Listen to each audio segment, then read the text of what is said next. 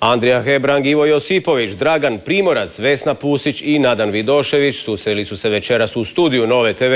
Htio sam replicirati gospodinu Hebrangu, naime u laži su kratke noge. To znate i vi i ja, morali smo lagati. Ne, apsolutno afera nema, u laži su kratke noge. Ili mi ili oni.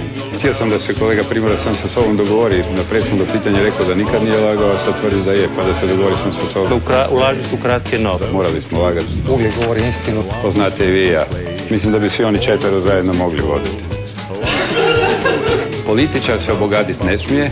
Kad bi se držali tog pravila, onda bi 2 puta bila prazna večeras ovdje. Ja ovdje ipak jedini zarađujem kruh na tržištu. Da li ste ikad u životu lupili bilo koju ženu? Sve te žene sam volio. To znate i vi i ja. Glavni problem u privatizaciji INA-e nije odsustvo strategije, nego je goli lopovluk. Ko je ukrao taj komad novaca s kojim su prodana upravljačka prava? Ja ovdje ipak jedini zarađujem kruh na tržištu. U laži su kratke noge. To znate i vi i ja. Naglasak je upravo na godini 92. do 95. kad je gospodin Vidošević bio ministar gospodarstva. On je politički neobranjiv. Ne, apsolutno afera nema. To znate i vi i ja. U prvom redu bolest koja bi onemogućila da